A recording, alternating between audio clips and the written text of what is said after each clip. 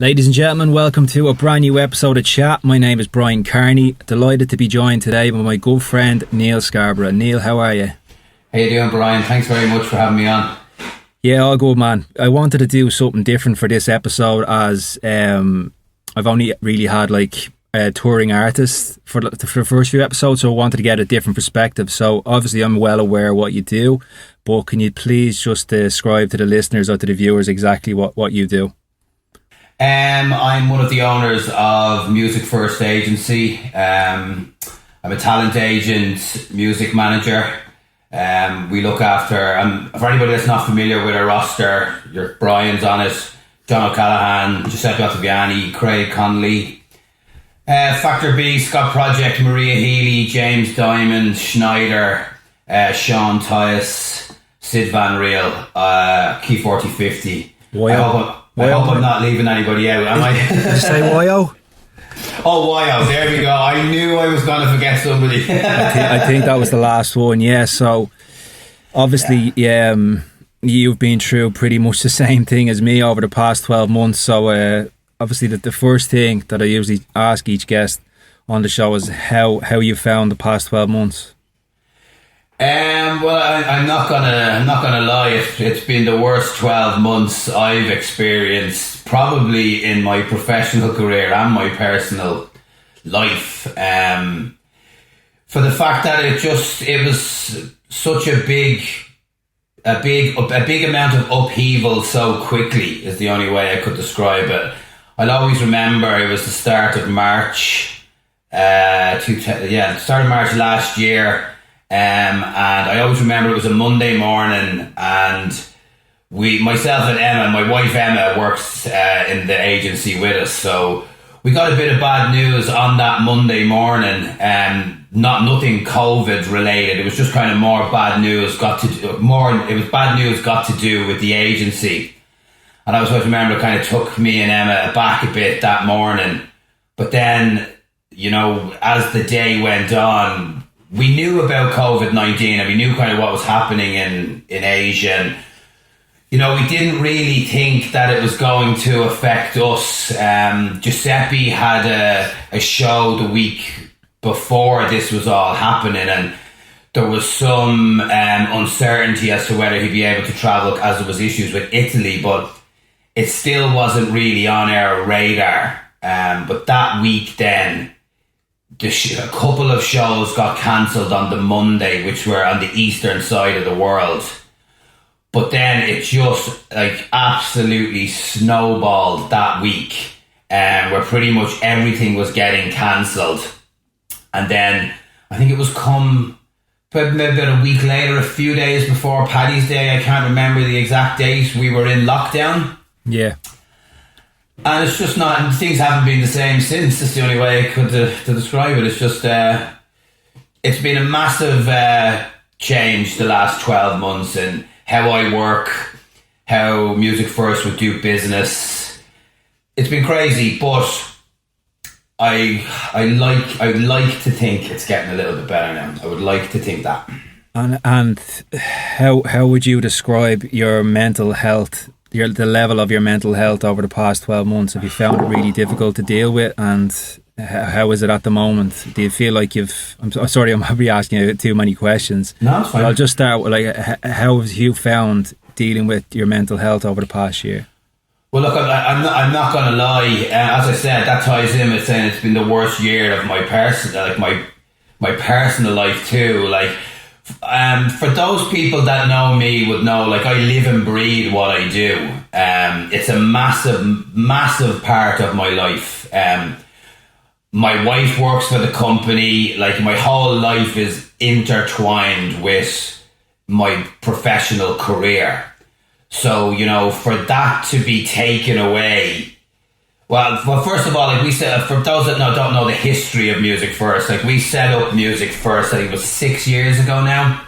And I've always been working in the music industry in some capacity. I was a DJ, I DJed with you through the years. We all came up together. I was making music around the Discover days. I'd tunes on Armada. I lived in Ibiza. I DJed in Ibiza. I did a bit of international DJing, and from knowing you and knowing John O'Callaghan and Rob Murphy since we're about 18, I've always been you'd always been in that circle. So it's always been a massive part of my life. But like 6 years ago, I made this like huge life decision. I worked for Ryanair for 14 years and worked my way up in Ryanair, from just working in a call centre to having a really, really good job there. I was like a business development manager, which was like a pretty high-end job in that company. So I was in a really good position professionally, but I took this massive gamble to set up a business with Rob Murphy and John O'Callaghan, Music First Agency. So it was going amazingly well. I couldn't have wished for it to be going any better. It was an incredible time for us. So for that to be then taken away like so quickly, it was just a massive thing to digest. Is the only way I could describe it. So like, I'm not gonna lie. I think I was okay for maybe the first 3 or 4 months. This might be the wrong explanation, but it was almost like it was a novelty. Like, I don't know, it was just this kind of new experience. I don't know. It didn't affect me the way it maybe did in the last 8 months, you could say, the first 4 months of it. It sort of felt like a break. Yeah, it was a weird experience. I always remember Paddy's Day, St. Patrick's Day, the Irish national holiday, and myself and Emma were watching Leo Varadkar do a speech, addressing the nation. And I always remember, I turned around to Emma and kind of saying, whoa, we're going to know people that are going to die. This is going to be crazy. We were up in our room, and I'll always remember as well, we committed to massive renovations in our house, about 2 days before the world went into lockdown. So I always remember me and Emma, our life was in our bedroom for about 2 weeks because there was all work getting done there. And I always remember just that address to the nation by Leo Varadkar, and just kind of looking and going oh my God, this is crazy. So I was all caught up in oh my God, am I going to die? Who's going to die? What's going to happen? That's the way I kind of felt for the first 4 months, maybe 3 months of it. So yeah, it was just kind of weird sense. It was a weird feeling the first few months. It was difficult to describe, but a kind of a new feeling is the only way I could describe it as. Yeah, just to give people a sense of the backstory behind this, I've been really, really good mates, the best of mates probably for nearly 20 years. And for people, obviously people know what Music First is. I'm obviously one of the artists on it. My manager, Rob Murphy, you've Neal here that I'm talking to today, and his wife, Emma. So these are some of my closest people that are in my life, and we've all been severely affected by what has gone on over the past 12 months. We're all on government support. With the situation in Ireland as it is, we're not being given any sort of roadmap out of how this is going to end or anything like that. The sector we're in they're not being given any assurances and stuff. So I think I spoke about it before. I'm finding it's obviously I can't control your happiness, Rob's happiness, Emma's happiness and stuff, but it does affect me, the fact that we're all in this situation together and we're not being given a way to get out of it. So that's been affecting me over the past 12 months. And I think myself and yourself, we've been talking about the situation at various stages over the past year, and I think we've gone from being, as you were describing there, sort of naive and buying into it and doing whatever it takes to get through all of this, to becoming sort of skeptical and questioning things, and that's exactly where I am right now.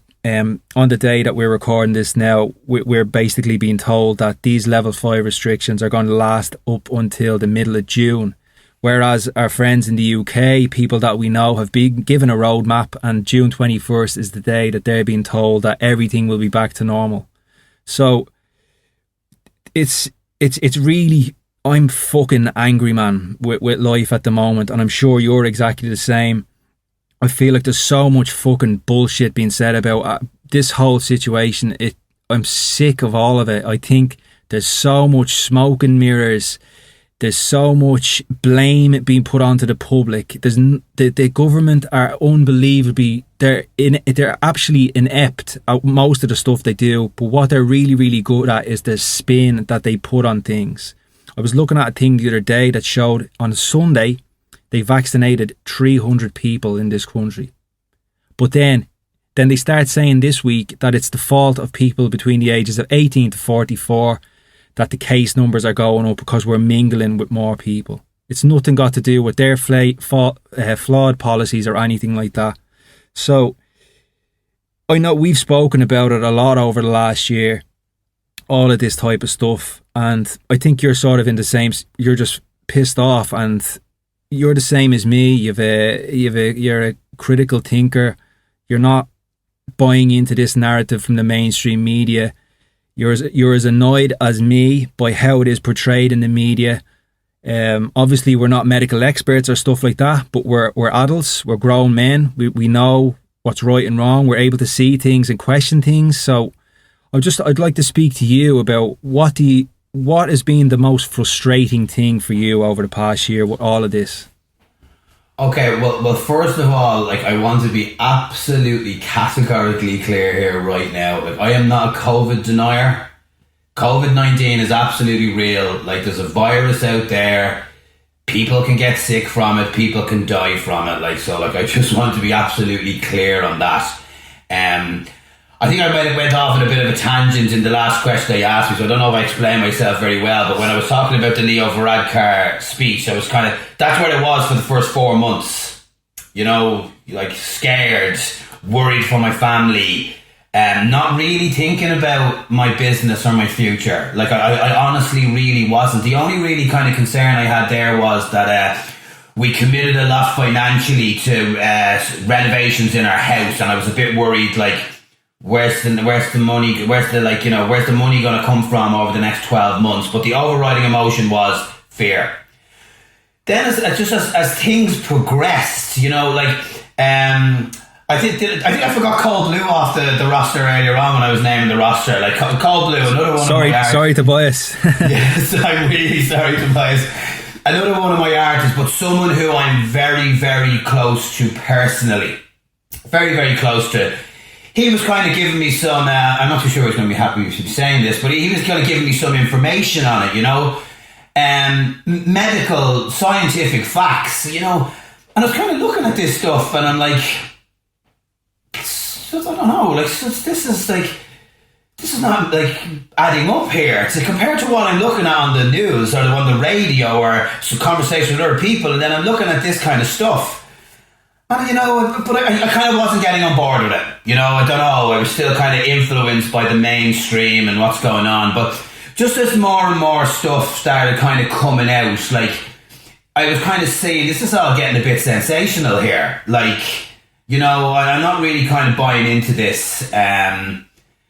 So, you know, I kind of had that opinion for a while, and I was becoming very angry then, in general, because I was starting to get these, like, overriding emotions of anger because, as I said, I left a job of 14 years. It was a massive decision for me, and things had worked out for me so well. Like, I was 5 years in this business, being like a talent agent and a music manager. About a year before that, I just started personally managing Giuseppe Ottaviani. So, like, you know, things were going unbelievably well for me. So for that to be taken away, it just made me really, really angry. And then I wasn't believing what was, you know, what the information that we were being fed. Like, you know, then we went into what really kind of was the turning point for me was myself and Emma went into a protest in the city centre. You know, not like, you know, I'm not right wing, I'm not left wing, I don't know what I am politically. I don't really have political views, but myself and Emma were so frustrated at the time that we kind of felt that we needed to be doing something, you know. So we went into this protest, and it was fun. There was a lot of it was getting run by Health Freedom Ireland. So you had Dolores Cahill talking, you had a couple of other people. So like I'm hearing all this information, like, you know, and I'm saying to myself, like, why aren't we talking about this like on prime time on RTE? Like what prime time is like a 9 o'clock current affairs show. Why isn't that getting talking about there? Why aren't we hearing this like because I never heard of these people before. I didn't even know these people were talking. I just kind of felt for my own, I don't know, my own mental health, I needed to be going in and do it, like just be doing something for me. So, you know, like I'm kind of talking to other people. They're kind of completely shooting it down, like what I'm saying. Like, you know, they weren't kind of having anything to do with it. And that was kind of frustrating me a little bit. I was kind of feeling like, oh God, am I a lone voice here? Like, I don't know, like, is this kind of, like, why is nobody believing this? But then when I went home that night then, I went onto the RTE app.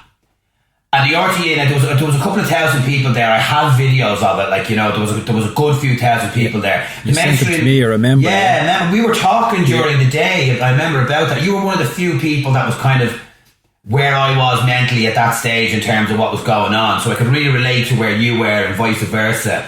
But the Irish mainstream media were reporting this as like a 500-person right-wing anti-mask protest.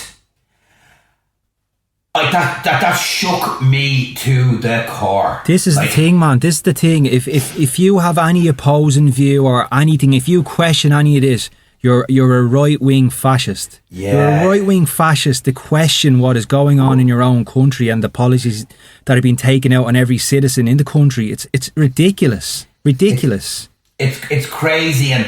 But when I seen it, then I went on to like the Independent, the Irish Times, stuff like that. And they were all at it, right?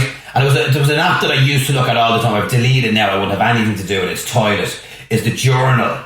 And I'd be reading all the comments and all these people like were absolutely rinsing the people that were at this protest, right?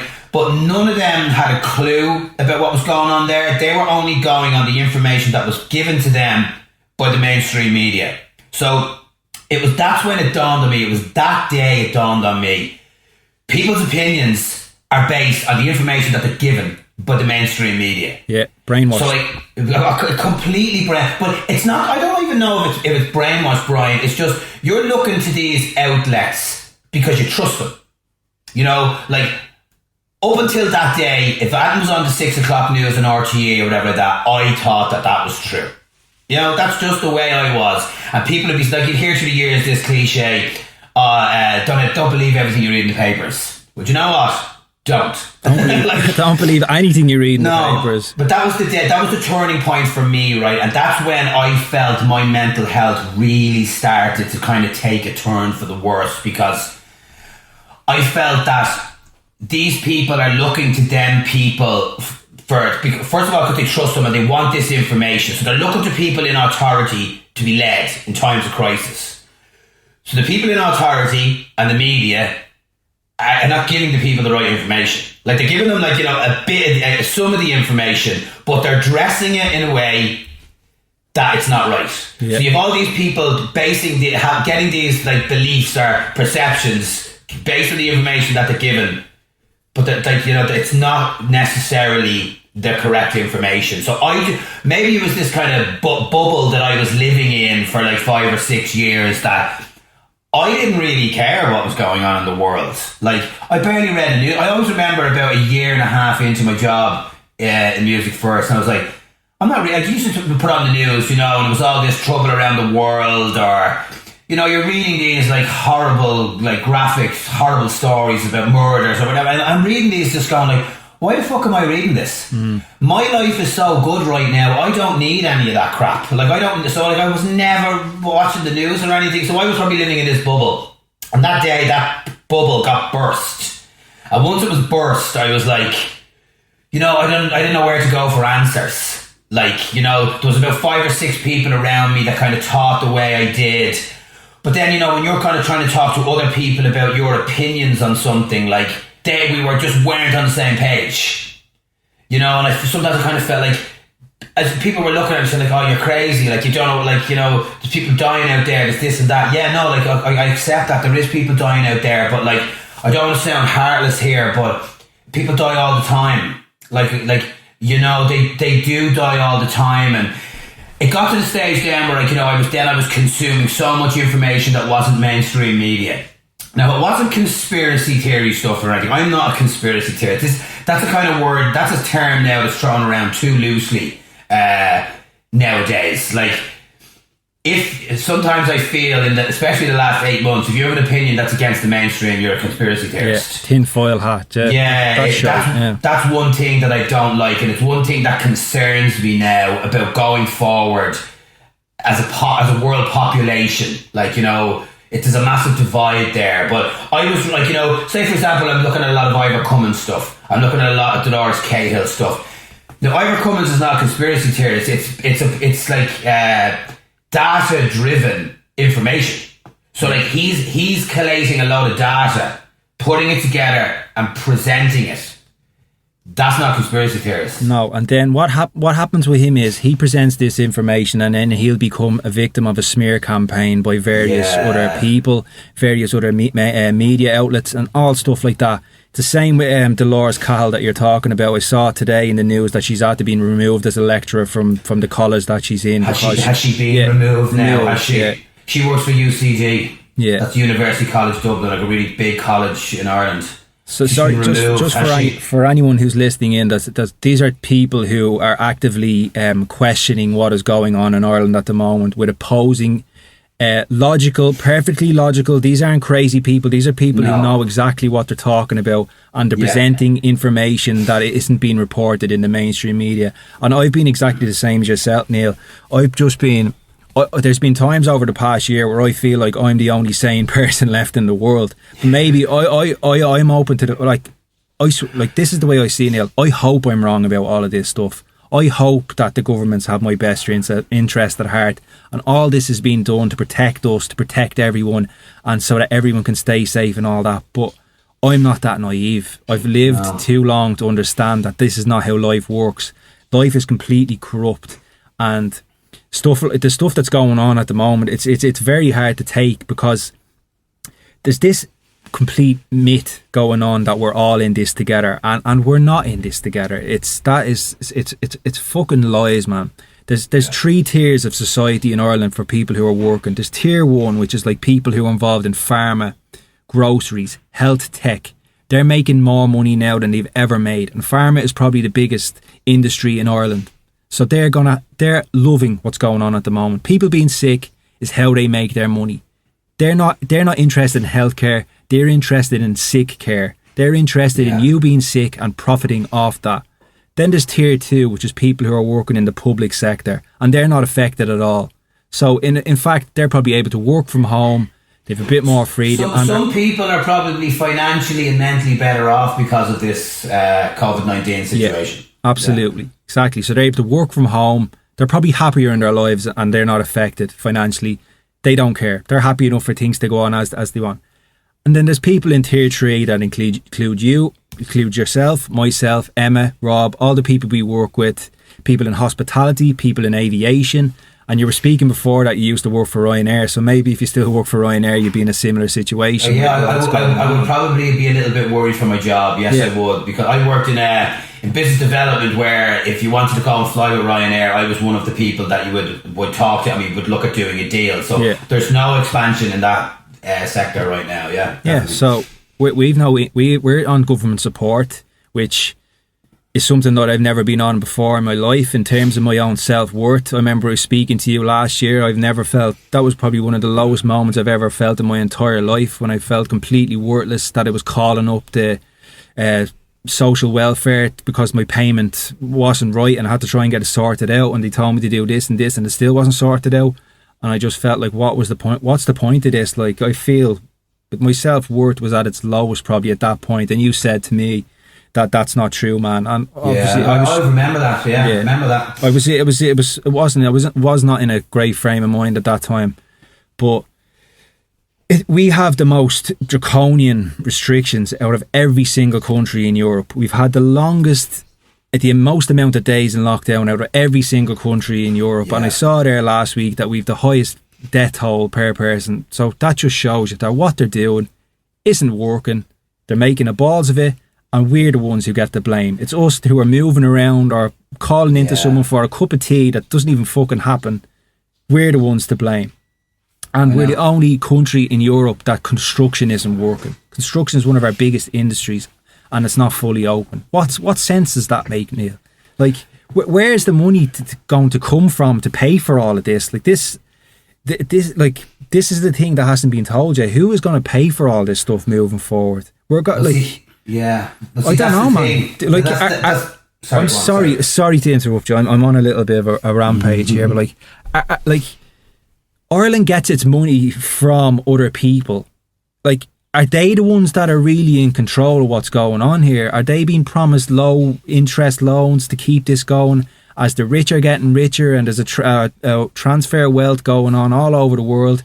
They're getting richer and they're going to send this money back into our economies. That's what's going to work. I don't know, man. I'm just speaking out loud here. I probably sound a little bit deranged, delusional, but I'm just thinking out loud about what possibly could be going on. It's annoying, man. It really is annoying. But no, it makes sense what you're saying. Like, see, I stopped watching a lot of, like, I don't look at the mainstream news anymore. And when we were talking last week, like, I even said to you, I'm not going to do any like research coming on here or anything, because all I can give is my own opinions, and at the end of the day, they are only my own opinions, and they're opinions based on information that I've consumed. But like, I don't follow the mainstream media anymore at all. But like, I was on my Twitter feed this morning, and I don't know the name of the report, but there's some report that's come out now to say. And I seen the Barrington Declaration, who you spoke about on this podcast before. They were talking about it to say that, like, here's some scientific evidence that lockdowns are not working. I haven't read it, but that's what's out there now. So if any viewers are watching it, like, if this is what they're into, look at the Barrington Declaration's Twitter page, because they've retweeted this account. I only glanced at it, so I haven't read the report myself. So like, there is evidence coming out that lockdowns don't work.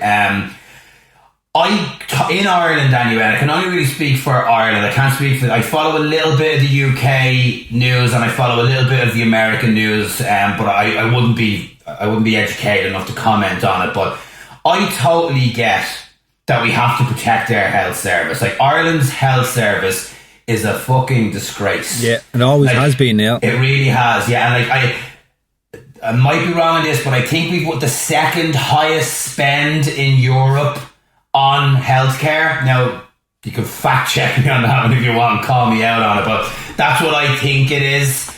So for the amount of spend that we put into our health service, it is absolutely terrible, like, for the money that's spent. So that's a reflection on the Irish government and the people that are in charge of our health service, right? So the buck stops with them there. I get it that we have to protect our health service, like, because if the health service gets overloaded and this COVID-19 thing was going around and we didn't have the hospital space to treat the people that are affected by it, that's a serious problem. Like, you know, we're not going to see people between the ages of 18 and 50 in hospital with COVID-19. There might be a couple of them because they might have immunity deficiencies. They might have underlying conditions. That's very, very possible. But like, I don't think you're going to see people between the ages of 18 and 50. So I think you were talking last week with Mark Sherry. It was a really good podcast, by the way. You were talking with Mark Sherry, and you were saying that there has to be another way of doing this. And when you were saying that in my head, I was like, yeah, you are right. My own personal opinion is, you spoke about the Barrington Declaration as well. There needs to be a sheltered approach, like, where the people that are vulnerable to this disease, they're the ones that need to be protected. Yeah. Like, and now that might sound selfish, but like, I feel very, very strongly about this. If there's someone that has existing conditions, like, you know, is sick anyway, or someone that's old, it's gone on long enough now. We're 12 months into this. If they think that people that aren't affected by it have to suffer for them, I personally think that's selfish. Now, that's my own belief. People might disagree with me there, but that's the way I feel. The people have done enough now. It's been 12 months down the line. Like, there has to be another way implemented. Now, I'm not saying that there will be, but that's what I think there should be, because 95% of people are suffering because 5% are affected. Like, you know, I don't know. It's crazy to me. And what worries me now is there's a divide forming. You know, you're either like, you know. Oh man, we're in the minority. We're the minority. We are totally in the minority. But one thing I have kind of seen in the last couple of months with conversations with people, there is this kind of silent group of people that are totally accepting of COVID. You know, like, you know, and they will follow guidelines. But they are starting to get very pissed off with the way it is. Like, you know, if the government are going to keep this going now to June, I feel they're going to lose support of the people. You know, because if hospital numbers are down, infections are down, they're vaccinating people. Why the fuck are we still like not allowed to leave for 5 kilometers of our house? Why can't we go and visit somebody? Like, you know, they're not coming out and really explaining anything like that to you. They're just telling you, this is what we're doing. This is what we have to do. And it's because of these people, this is why we're doing it. It's the same bloody mantra every day in those press conferences. Like, you know, it's... Another 2 weeks. We need a bit more. Fuck off. I can't give any more. It's crazy. Yeah, no, I'm the same. Like, you know, and I feel I'm a lot better prepared now mentally, I think, for what's going to come over the next 12 months the way I was in the last 18 months. Like, you know, I've done a lot of work on my mental health in the last 6 months, and I feel a lot better for it. So, like, you know, I'm not optimistic about anything really. I'm just more realistic. Like, you know, we hear a lot of positive stuff coming from the UK. Okay, yeah, but I'm of the opinion governments will say what they want to hear, will say what the people want to hear. I'll believe that on the 21st of June when everything's open. And then, like, in the middle of July, they're not regressing then in terms of restrictions. That's when I will start believing it. Like, it's great now. At this moment in time, we're planning shows. Like, you know, we've announced a show in Fabric in London in October. We're doing other stuff with Good Grief in the north of England. I'm talking to a lot of other people about shows now, which is really good. But I don't know if they're going to happen or not. Yeah. Like, you know, but I feel like I have to be working towards them. For my own sanity, you know. Yeah, man. I'll believe it when I see a picture of Shugs with his top off and a bottle of Belfast in his hand. Yeah. That's when I'll believe that is happening. But when he's dancing around DJ boxes in the Telegraph, is when I right, we're back. Yeah, that's when you know life will be back to normal. But the people that are mostly affected by it are the ones that need to kind of shelter or cocoon. Because you were saying before there a couple of minutes ago, who's going to pay for all this? It's going to be generations of Irish people to come are going to be paying back this. Like, our children, their grandchildren, they'll all be paying it back in tax. And you were saying before, who's paying for this? Who's going to pay for this? It's no secret that it's going to be privately owned banks that are going to be lending Ireland the money for us to get it, to us to have an economic recovery. So, like, I don't know too much about this, but my own opinion would be, if you're going to be giving a country 10 trillion euros to fix your economy, you have no influence on that country. You would be absolutely extremely naive to believe that people that control the money don't control the world. They do. That's just the way it is. Now, that's not conspiracy theory. That's fact. That's fact. God, the information is out there. There's a small amount of people that control the world. And when I say they control the world, they control the money. They control pharma. They control medical stuff. You know, they control, like, resources. They control anything that you need. You know, so any of these big, like, worldwide events that happen where there's massive change in the world, these people are heavily involved in it. Like, you know, so to say that's a conspiracy theory is wrong. It's not a conspiracy theory. It's just information. The reason why most people don't know about it is it's not reported because they own the media. So, like, you know, no mainstream media station is going to start talking negatively about Bill Gates when he gives them 20 million a year. Like, why would you do that? He'll pull your funding. So, like, we have this guy who was a computer salesman, set up a computer company. Now, this guy's in charge of the world's health. Why? Because he has the money to do it. That's why he bought into it. So now he's the biggest sponsor of the World Health Organization. Him and China. They give the World Health Organization the most money. It used to be America too, and then Donald Trump pulled the money out. So you're trying to tell me you don't have influence on somebody if you're giving them money? Of course you do. It's how politics works. Like, we give you money, you do something for us. You don't do that, we don't give you money. So, like, that's kind of the way of the world. And that does worry me a little bit sometimes, Brian, that, like, how long is this stuff going to go on for? And how long are we going to be paying this back? Like, you hear a lot of...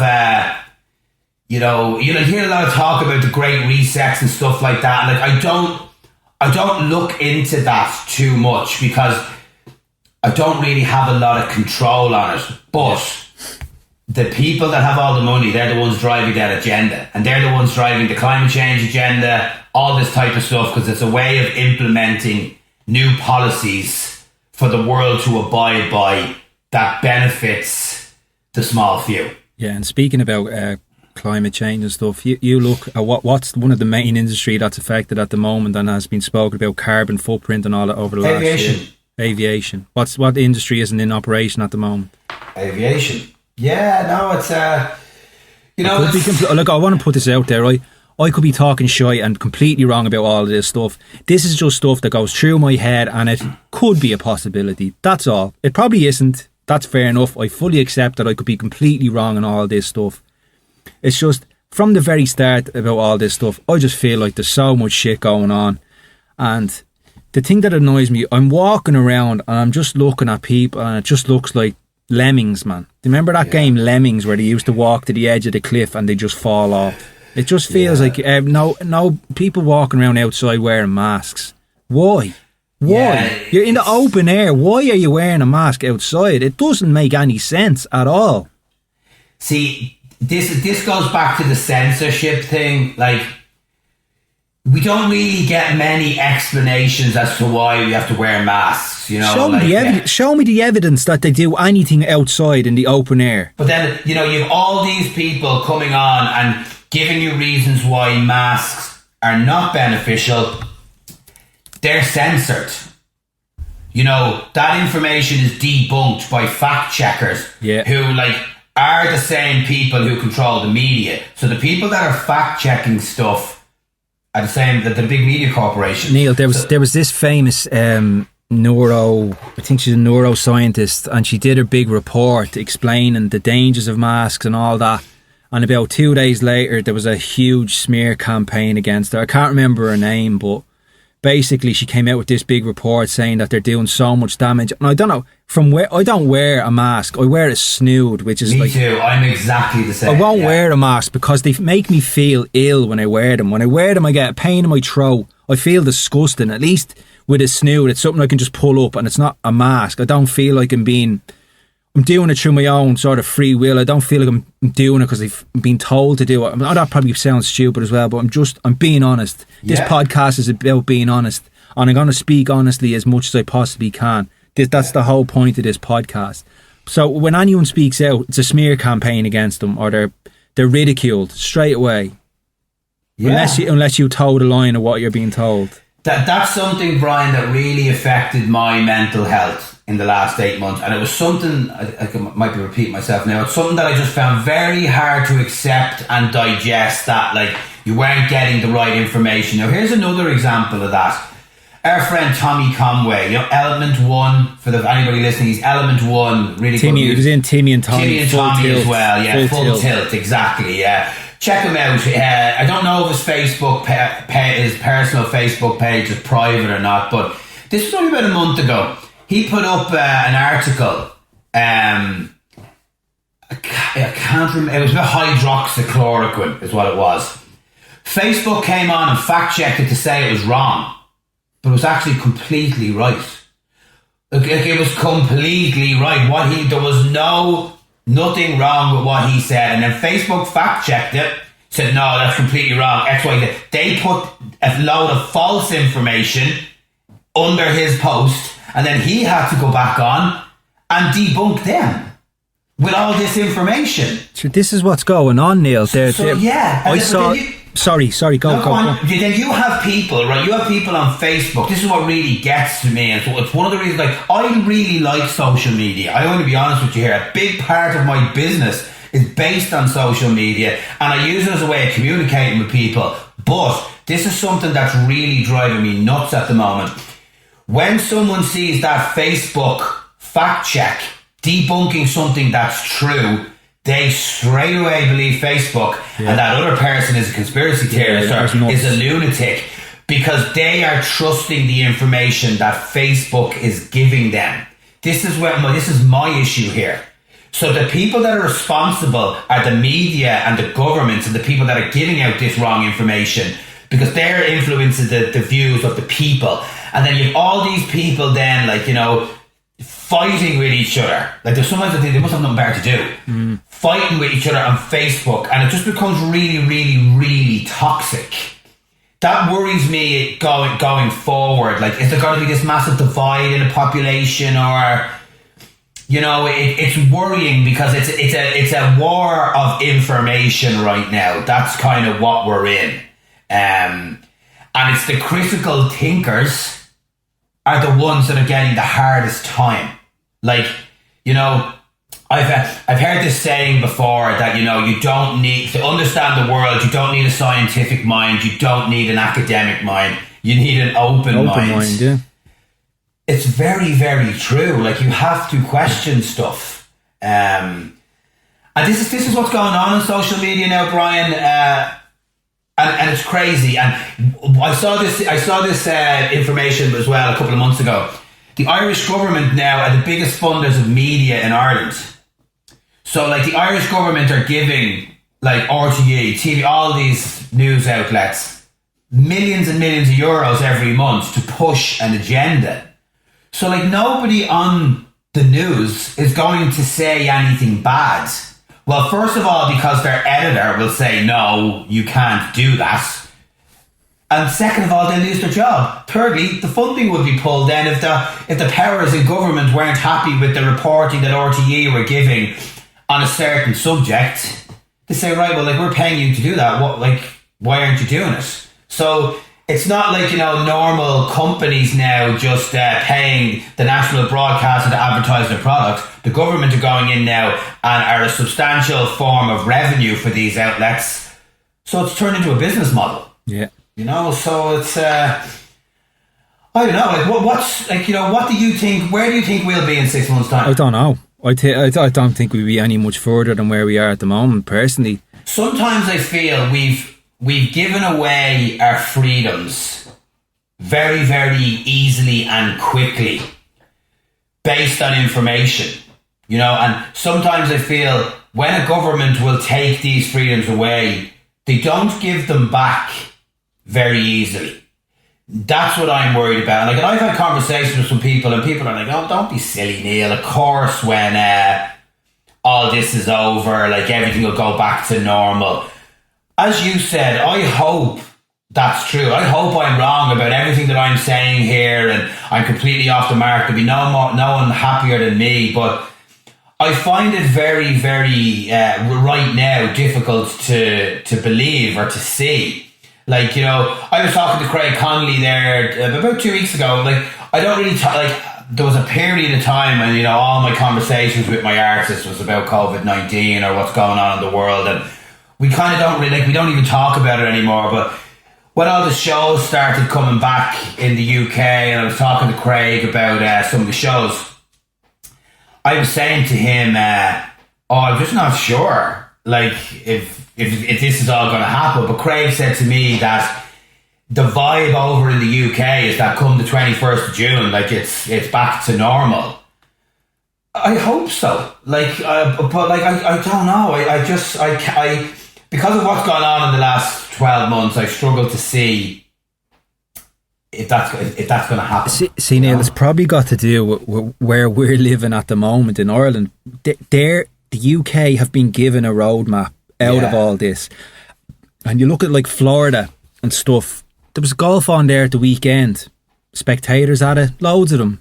Florida is open for business. It's like going from East Germany to West Germany at the end of the 80s. Yeah. So how can Florida open yet other places can't? And same for Ireland. Why can't Ireland open up safely? Why can't it open up safely? I've looked into this. I've been following what's going on in America a bit in the last, maybe 12 months. Obviously, it's all different states in the US, so they're run by a governor. Right? It's not the president calling the shots, so every governor is different. Florida I think only had one lockdown. I've been looking at videos of people in Florida for the last 2 months. It's like 2019 in Florida. New York have had some really serious draconian lockdowns over the last 12 months. Ivor Cummins put up a graph. Now, I'm not sure if it was his data or data by somebody else. It shows you the hospitalizations and deaths in New York, and it shows you the hospitalization and deaths in Florida. Florida's numbers are like much better than New York's. So New York are locking everybody down, but yet there's more people dying and getting infected in New York than there is in Orlando, than there is in Florida, who's opened up. Mm. Why isn't that getting debated? Now, it might be getting debated somewhere in America. I could be wrong, but I had to go to an alternative media portal to get that information. I don't hear that being discussed on mainstream channels. Why isn't that happening? You look at some of the Eastern European countries right now, they're open. They didn't follow you could say the instructions that came from China and the World Health Organization originally, because that's all the models that we follow. China locked down, and then most people followed suit in doing what China did. So the people that didn't follow what they're doing seem to be doing better. Can we not discuss that? It doesn't get discussed, Neil. That's the thing. There's no debate. If any alternative information is brought, it's ridiculed straight away. I remember I watched there's a video of certain people being questioned in the Irish government, and the question is put to one of them. It's on YouTube. I'll put a link in the description. Is it your man McNamara? Is it? It's Michael McNamara, the only TD in Ireland is a member of government that is questioning any of this. He was the chair of a COVID-19 committee who recommended all of these things in other ways, and not one of them was used. It's almost as if they don't want to solve this crisis, man. That's the way it seems. But anyway, back to my point. He asked, I don't know whether it was a member of the health service or something, but he asked them, so I want to ask you this question. If I fall off a roof, if someone falls off a roof and they die, and they get brought into hospital and they test positive for COVID, what does their death go down at? And the fella says, according to, we've been following the World Health Organization guidelines, and according to that, his death would go down as a COVID death. Dr. Cuddy, if somebody who is asymptomatic, shows no symptoms whatsoever of COVID, and they have a heart attack and are brought to hospital and they're tested, and it is found that they have COVID and they die soon thereafter, but this is somebody who's demonstrated no symptoms whatsoever, are they recorded as a COVID death or not? If they have tested positive for COVID but ultimately came to hospital because they've had a heart attack or a stroke or fallen off the roof of a building or something like that? We adhere to the World Health Organization case definition in terms of the recording and reporting of deaths. So in the situation that you describe, where someone has a positive COVID test, then it is a death in a confirmed COVID case. But such a case would be subject to a coroner's report as well. And as part of the ongoing validation of the data in our surveillance system, we would take additional details in relation to such. Okay, but a coroner's report, sorry, I'm trying to be very brief. Obviously, a coroner's report takes a very long time to make its way through the system. So for now, they are recorded as a COVID death, but it may be that they are taken off that list at a later date. Is that what you're saying? That's it, exactly. Thank you very much. Thank you. If somebody is admitted to a hospital they're asymptomatic with a broken leg, for example, and require hospitalisation, and they're tested and they are asymptomatic but test positive, are they included among the statistics of those in hospital with COVID? Yes, they are.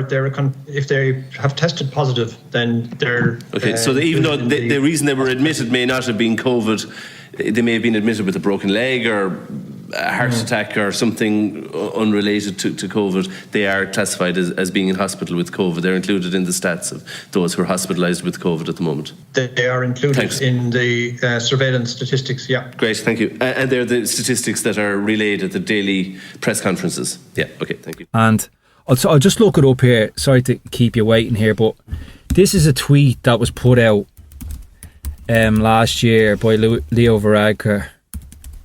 Sorry, one sec. See, a lot of the stuff now that you're describing there was the stuff that kind of tipped me mentally over the edge. Yeah, and see, we've probably talked for anyone listening in who's probably not really interested. I'm sorry if this is dragging on a little bit, but we can talk more about the music stuff after this. It's something that me and Neal had discussed.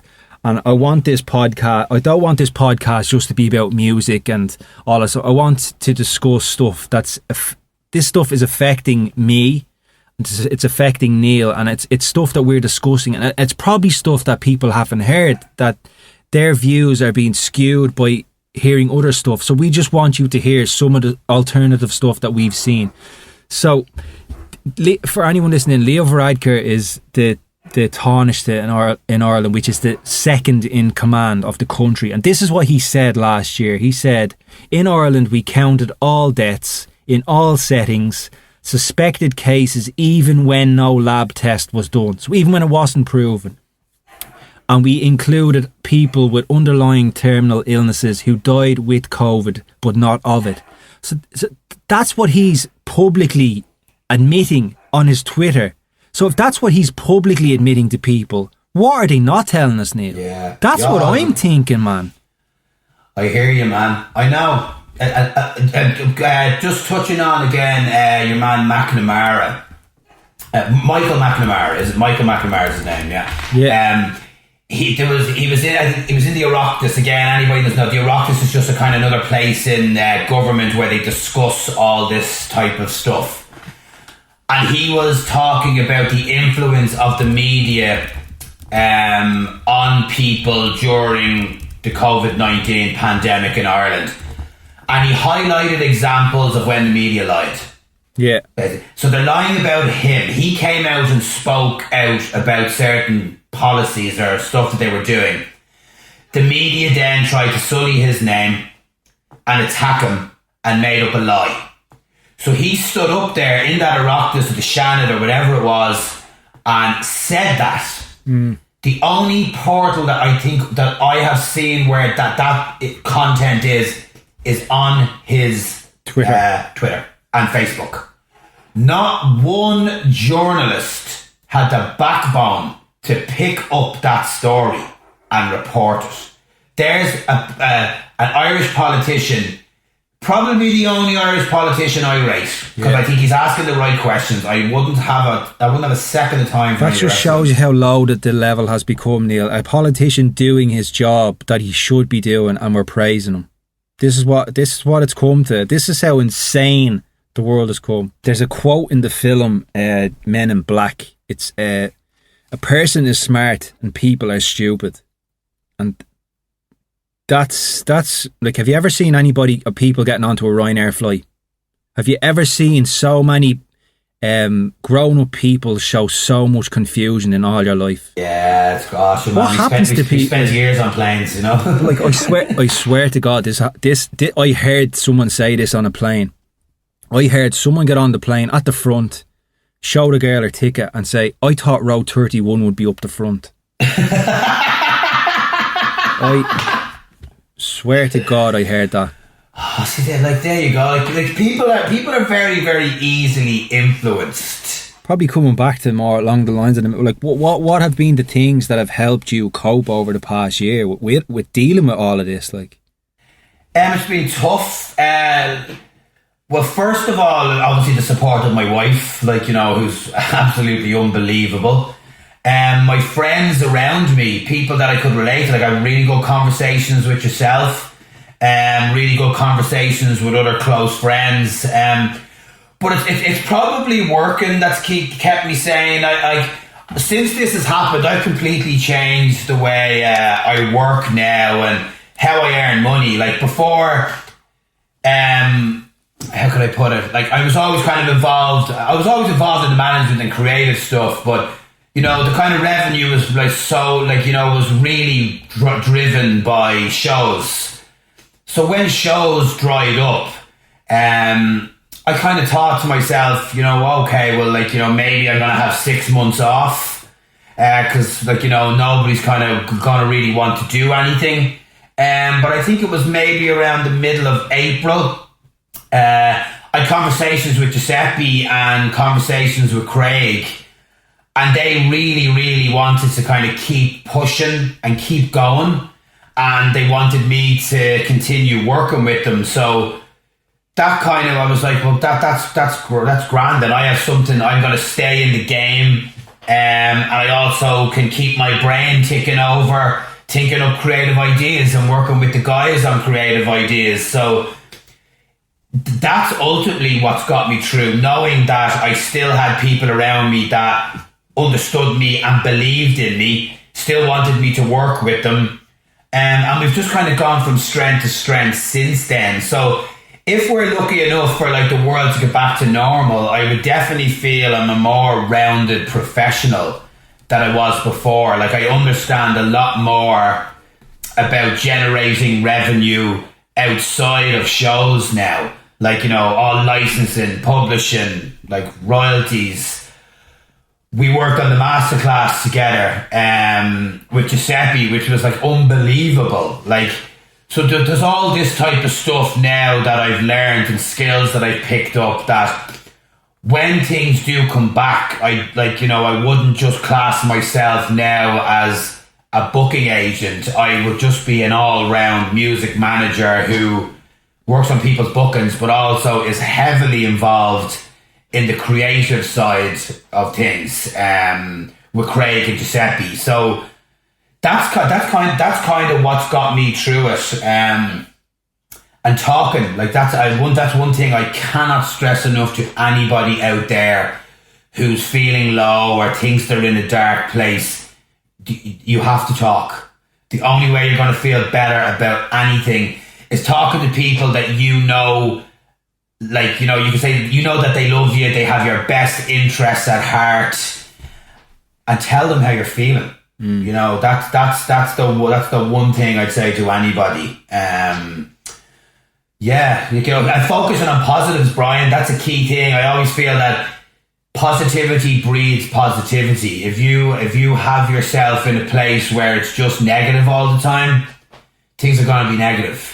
Nothing's going to be positive. It's just it snowballs into this big blur of negativity is the only way that I could explain it. So that's the type of stuff that's got me through it. And I still have dark days, not gonna lie. There is still dark days, but you've got to try and focus on positive stuff. What sort of has there been any new things that you've implemented into your life to sort of deal with those dark days or those sort of dark negative thought patterns or anything like that over the past year that you've never done before? Yeah, well, there's two things now are fundamental to my kind of routine. For one is meditation. I started doing a lot of meditation.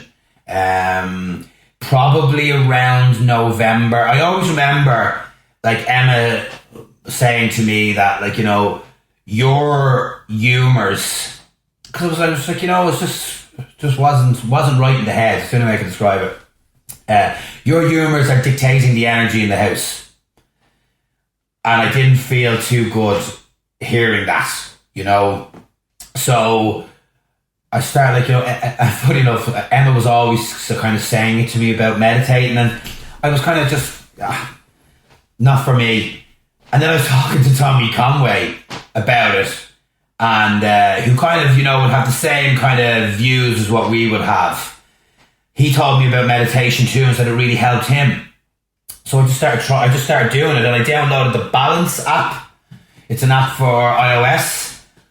And I just started getting into a routine of doing that every day. But then also Emma bought me this diary called a 6-minute diary.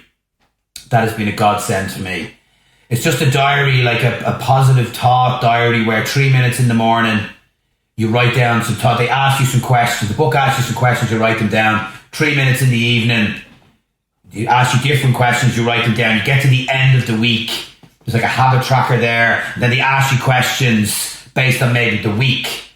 But when you get into a routine of doing that, it just becomes a thing that you do. So you're starting the day off with positive thoughts, and you're ending the day with positive thoughts.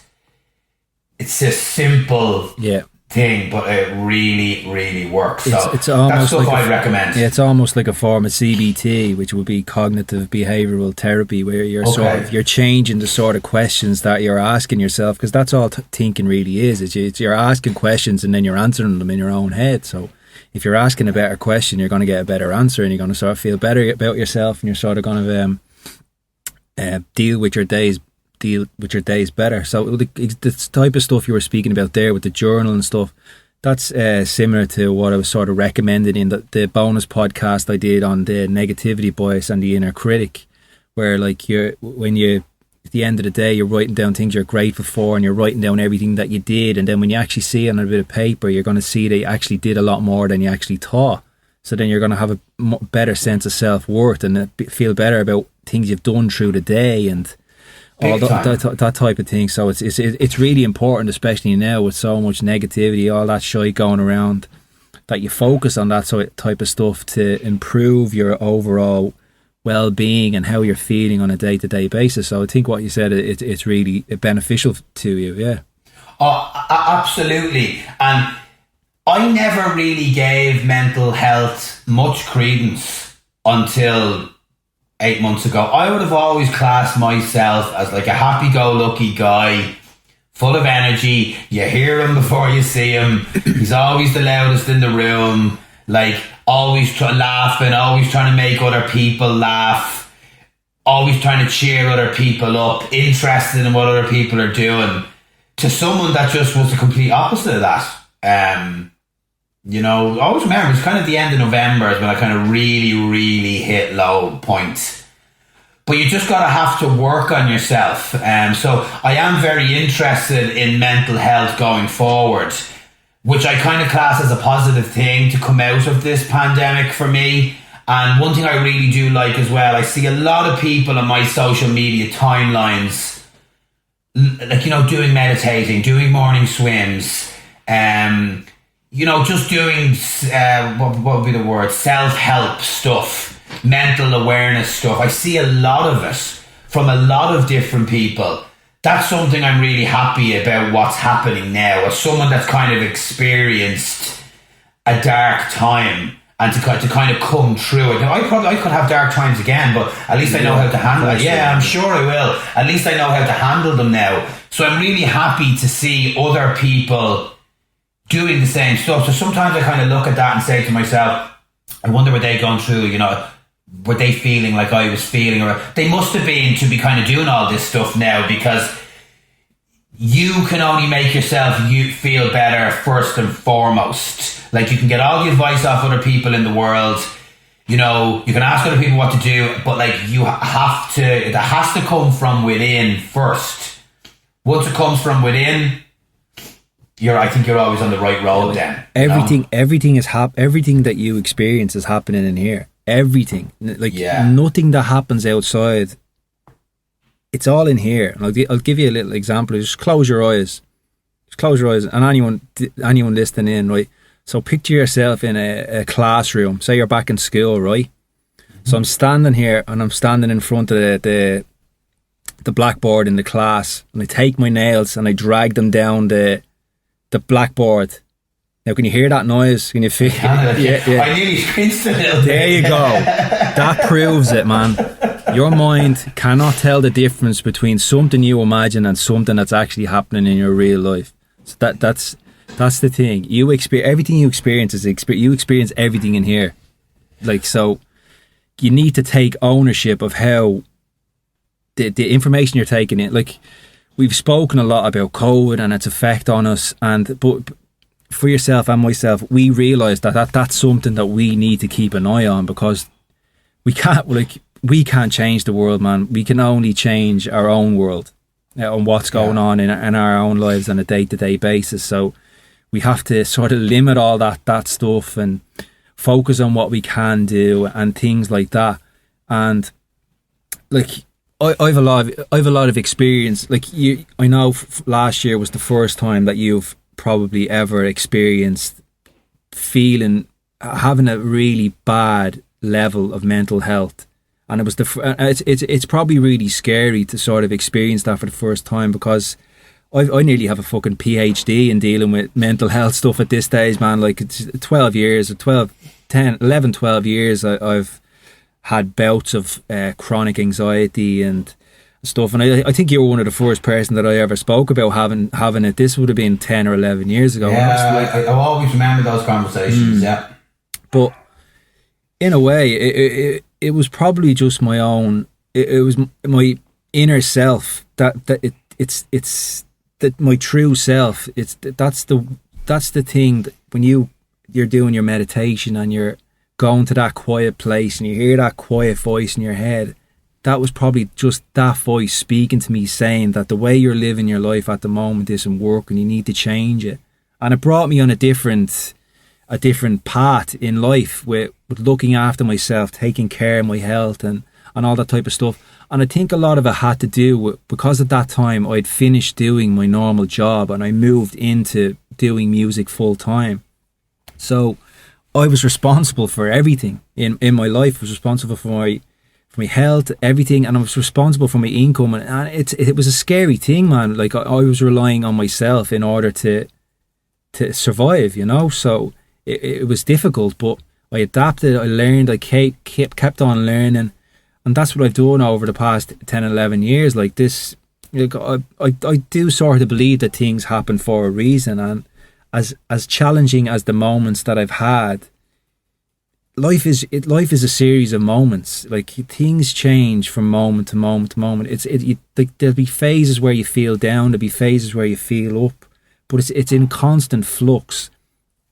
So your feelings come and go, your thoughts come and go. Like, they're not you. You're the person that's experiencing all of this. And I know from reading so many books in different schools of psychology, and I've learned a lot over the past 10, 11 years, and as difficult as the last year has been, I feel that I'm fairly well equipped to deal with whatever's happening. Now, don't get me wrong, I still have bad days, and I've had to deal with a lot of shit over the past year personally and stuff, but the fact that I've gone through all of those tough moments in my past has sort of helped me. So, and I feel that I'm good at giving advice to other people. I'm better at giving advice to other people about how to deal with this stuff, rather than I should probably take my own advice a little bit more at times. But I think that's the same for everybody too. Yeah. Some people find it harder to take their own advice than other people's. Yeah, but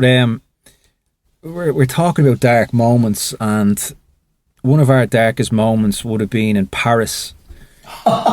Right, in 2009. So for anyone listening in or for watching, myself and Neal's mother went to Paris in 2009 for a World Cup qualifier between Ireland and France, and this all links in together. I promise you, it'll all link in together.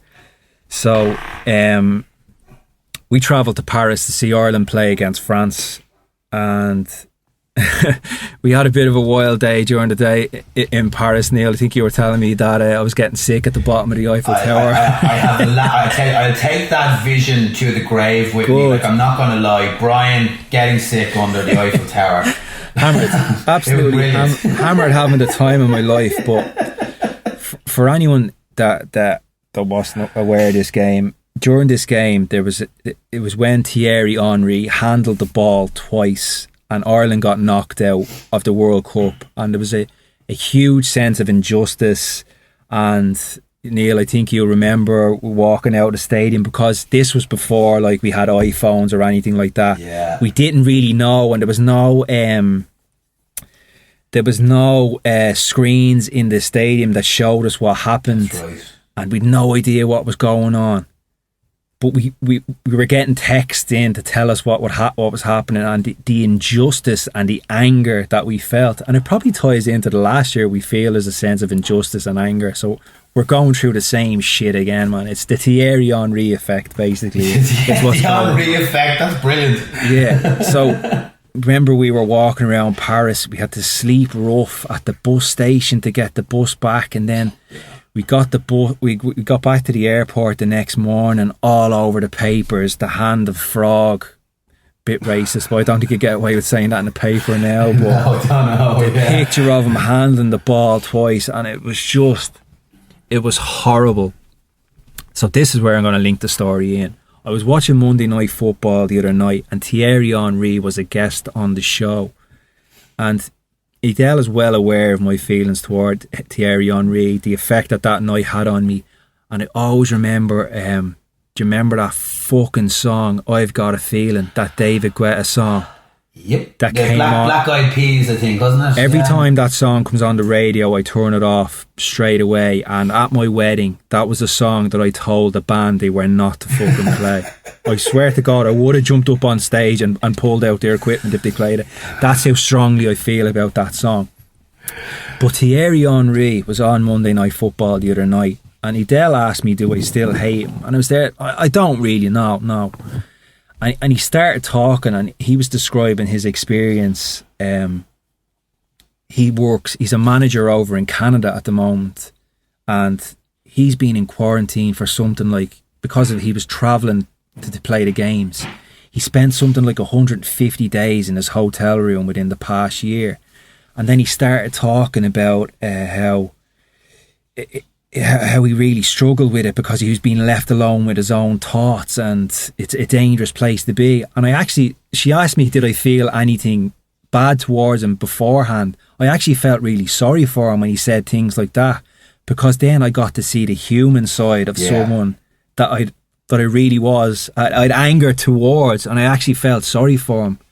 And then I realised that it doesn't matter how famous you are, how talented you are, everyone thinks fucking mad shit, man. Everyone is afraid to be alone with their own thoughts at times. I thought it was a really interesting thing, and I thought it was mad the way that he said that on the week that I was speaking to you on this podcast. it was like, it was serendipitous the way it all sort of worked together. So like, that's the universe coming together. Yeah, man. Yeah. It was mad. But you make a very good point there, though. You'll no matter what, like, you know, opinions you have on somebody, like, you can always understand them better when you can relate to them on a human level. Yeah. Because Thierry Henry was always just this fucking prick who ruined our lives at that time. Like, you know. But then when you see him then talking about something that you can really relate to, they just become more human. Like, you know, you summed it up perfectly there. Like, you know, you really have. Like, money and fame and all. Money might bring you security, but it doesn't bring you happiness. And I've sort of, I'm not famous. Like, people who are into music might know who I am. That's different. That's different. In a certain group, a demographic. If you're into demographic, that's the word. If you're into a certain type of music, you'll know who I am. But you will be famous enough. It's not where I'm walking down the street and people are fucking whispering or fucking taking pictures of me. Oh, look, come on here. Let's be honest here. Now, we were on I wasn't there, but all our friends have told us we were on a flight to Luminosity. And it was a flight to one of our friends' birthdays, and a couple of girls noticed who you were and started singing all over again. Yeah, I think there's a video of that going around somewhere. Yeah, well, that's what happens when you go to Amsterdam on the weekend at ASOT on a flight with a load of Irish people that are going to ASOT. And my mate was having his birthday, and we were going to Amsterdam. I wasn't playing at ASOT, so I was going away with him for the weekend to celebrate his birthday. And he managed. Here's the universe at work again. He managed to pick a row on the plane where it was literally sandwiched in between about 20 people going to ASOT. And for an hour and a half, I had a boom speaker in my ear with all over again being going into my ear. Yeah, that's when you know you've made it, Bryan. Yeah, that's it exactly. Yeah, but yeah, like. You do make a very go ahead. Sorry. You do make a very good point there, like, you know, about the money and stuff, and it's kind of what made me realise now, like, that after what's happened in the last 12 months, like, money, I wouldn't say I was money driven, like, but I was kind of the opinion that I was operating, like, you know, at a very high level, and I was making, like, I wouldn't say like a lot of money, but like I was carving out a really comfortable life for myself with the business that we still have, but that was operating at the level that it was at the time. But I've realised now, that was a big say, like, you know, I don't know, 6 months into this stuff, that was becoming a worry for me then, like money, like money and what was going to happen. I think you've talked about it before as well, like, you know, you're worried about your career and stuff. I was the same. But after what's happened now, I've kind of got myself into a state of mind where money is definitely not everything. It's not, man. No, I've realised now what me, Emma, and our household can live on. Like, you know, and I'm probably happier now than I have been. I said this to Emma the other day. This is the happiest I've been now in years. Like, we've got 2 amazing dogs. We just want a camper van. We've a home. We can pay our mortgage. That's really all I need at the moment now. Like, and before this all started, my life was 100 before the pandemic started, my life was 100 miles an hour. Like, you know, working like five days a week, you know, 10, 12 hours a day, then going away on weekends on tour with some artists, like, to about 5 miles an hour. Now, obviously, if the world opens back up, the speed of my life is going to increase, but it's definitely made me aware of how much work I'll take on in the future. Yeah, that's exactly the same for me. Like, I'm a very ambitious person, and like, I've worked really hard over the past few years, and I've goals and ambitions about moving up in the world and like living in a bigger house and all that egotistical shit that doesn't really matter. But I'm just being honest, I have goals of ambitions. I'd like to live in a nicer house. I'd like to, I don't know, maybe I'd like to live somewhere outside of Ireland at some stage. And over the past year, that really hasn't forced that. To me, I love being in the sun, man. I really love it. Like, so maybe it's something I will do. But coming back to that, you're speaking about in the last year, there's been times where you've been happier than you'd ever been. I'm exactly the same. I was burnt out, man, with life and traveling around the world, and all I was doing was I was coming home, making music, traveling, coming home. I was lonely, man, really fucking lonely. Like, I'm coming home here, sitting at home by myself, no interaction.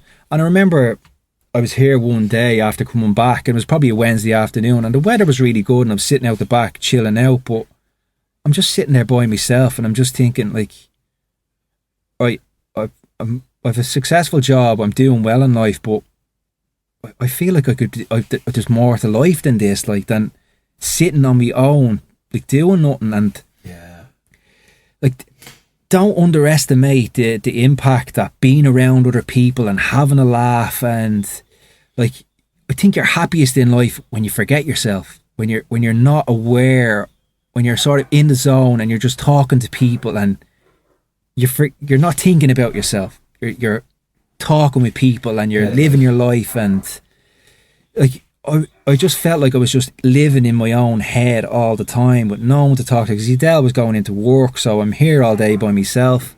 I'm flying all over the world, and not really, I'm by myself all the time. It was fucking lonely. So to have someone with me every single day for the past year has been fantastic. You know, we haven't had an argument in a fucking year. I swear to God, man, we haven't had a fight in a year. It's mad. We've grown closer and closer every day. But the thing that's scaring me as well, man, is the fact that I haven't been on my own in over a year. Is it going to be difficult to do that when things do go back to normal am I going to find that difficult to live with? Or like, am I going to enjoy traveling away and going away? I'm sure I will, but the fact that I haven't been by myself for a year, I'm probably like, what do I do? You know what I mean? When you're so used to being around someone, like it's a genuine concern, and I'm sure there's other people that feel the same. There's probably people out there who can't fucking wait to get away from whoever they're with. I'm sure there is. There's different ways of looking at it. Yes, it's it's just the fact that I went from being on my own all the time to not being on my own, and now the thoughts of me being by myself again are scary. And will you take any measures to not be on your own somewhat? Say, for example, when Adele goes back to work, will you be doing more stuff to kind of counteract that now? Yeah. So that's a lot of the positive stuff that's going to come out of like this COVID-19 situation, is that people, you might have always been more self-aware, but people are going to take measures like that now to kind of, I don't know, they're just more aware of kind of what makes them tick. The thing is, man, there's being self-aware, and then there's being obsessed with everything, and you're obsessed with yourself and thinking too much about everything that goes on in your life. And that's probably the stage where I was at. I was just in my own head, focusing on myself too much. I probably have neglected my friends and not gone to see them and having nights out, and I've missed so many birthdays and nights out, and they're things that I can never get back, and that's something I have to live with. But I just felt like that too, Brian. Yeah, I'm fucking I love my job and I'm passionate for it, and I fully believe that this was what I was meant to do with my life. So I've given everything I have to doing my job, but at the same time, I've probably neglected my mates. I've probably neglected my personal side, and there's probably a lot of stuff that I've missed out. But I've probably, over the past year, I've never been in contact more with my mates than I have been. So I'm probably closer to me mates now than I've ever been. And like, coming back in, we're talking about looking after yourself, self-care, fitness and stuff. Myself and yourself are part of a WhatsApp group that was set up at the beginning of March, where we're looking to do like 100 kilometers, or just basically increase your fitness for the month. And I found that that's been brilliant, man. Like, hasn't it just? Yeah. Has it been really good? Yeah. It's just, you see, like, we're motivating each other, we're talking to each other, giving each other pats in the back, because it's always nice to get a bit of appreciation, a pat in the back. Great. And to be honest with you, when I don't do a long walk in like 2 days, I'm like, I need to go out and walk there now so I can print screen that walk into that WhatsApp, into the WhatsApp group, like, so it really has spurred people on. And it gives you the motivation then to go out and do it, because one of the lads in the group, he got up off his arse and he did it. And I remember it was this day last week, I was sort of sitting here in the studio, and I was sort of just like, and then I read his message where he was after doing really well, and I said, right, fuck this. I got me runners on, I went out and did a run, and I broke my personal best for the 5k. That's right. And like, I wouldn't have done it unless I was in that group and we were motivating each other and we were doing it. So for anyone listening in, watching, set up a WhatsApp group with some of your mates as a way of motivating you to do more with your days. It's when you're in a group like that, you're talking with each other, you can have a bit of a laugh.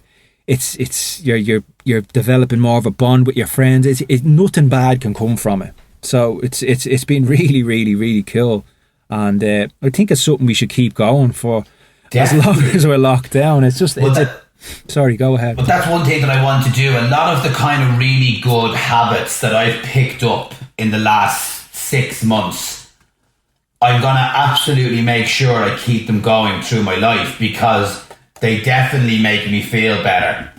Like the meditating, I used to meditate religiously, probably sometimes too much, twice a day. That's sometimes what I did too three. much. Overkill. I actually haven't meditated in a week because I felt really, really good. I haven't had any of these thoughts racing through my head, or being overwhelmed by any of these thoughts, or like I had one panic attack. I had it was a couple of months ago, I'll never forget it, but I haven't had any of the heavy breathing or in a while, because I've just felt really, really good. But the meditating, the 6-minute diary, the going for walks, the eating better, one thing I will suggest to anybody that's listening here, it's something that has helped me enormously. Do not look at your phone for the first 90 minutes in the morning. That has been key to me, and that's something that was it was explained to me in the 6-minute diary that your first hour to an hour and a half in the morning should be all about you. Yeah. Because it's the most important part of the day. Like, I used to be in the mornings, like my phone, not that I had an alarm, I'd wake up, boom, straight to the locker, boom, phone right in front of me, like, all right, okay, 27 WhatsApp messages, open up WhatsApp, 4 of them are really fucking negative.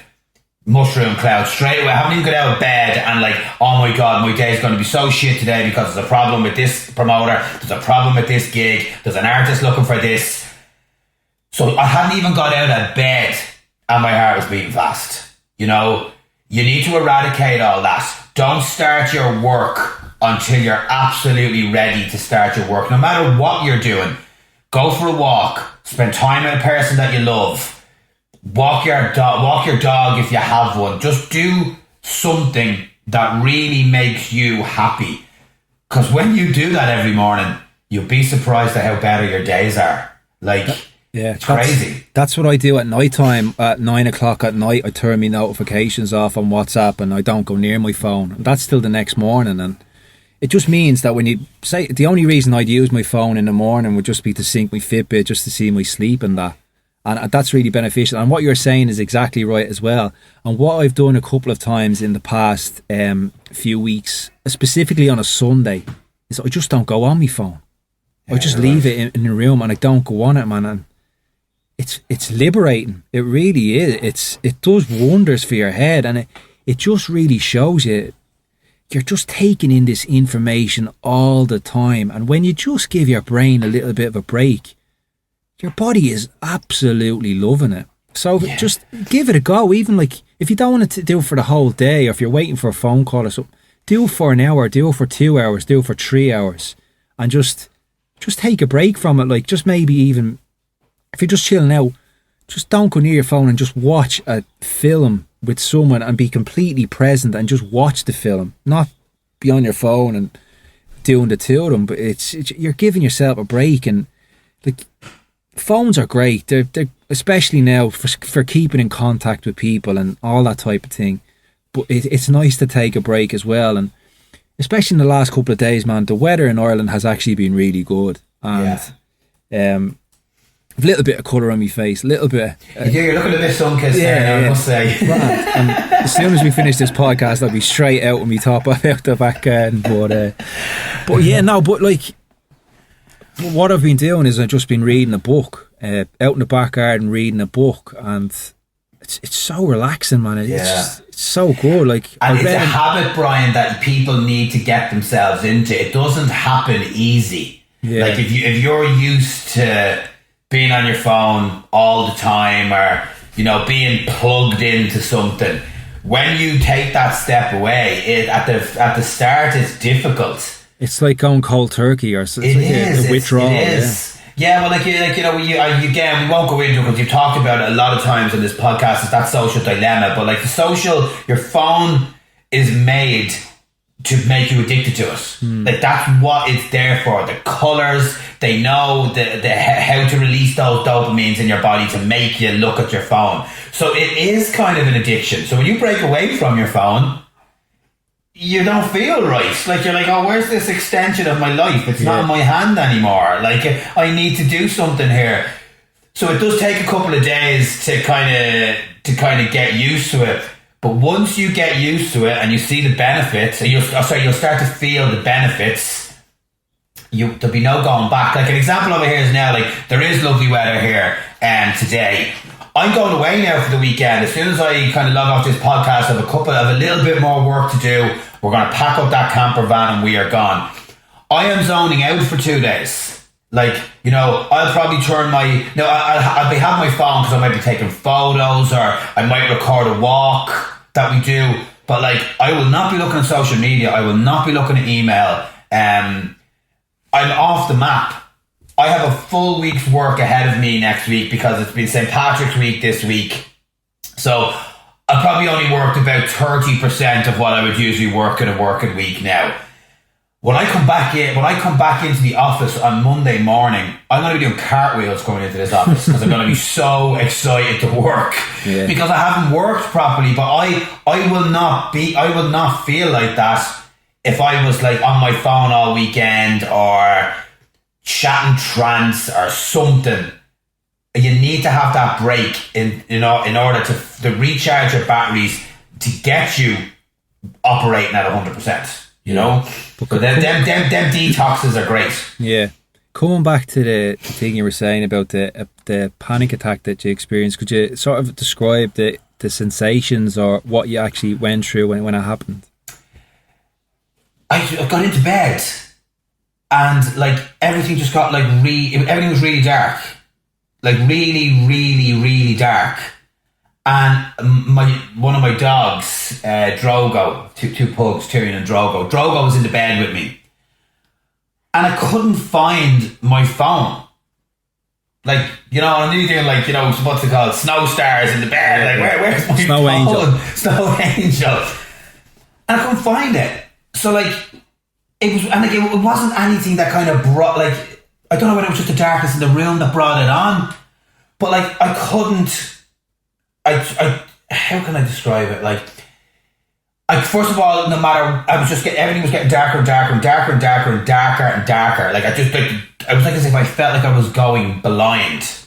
So then, Emma was in another room. Like, we weren't fighting or anything. It was a logistical thing that I had the dog, so we were in a spare room. So I wasn't in the dog house or that. Don't worry. So I kind of screamed like Emma, and like she came into the room. She knocked on the light, and when I opened my eyes, like, I had no vision.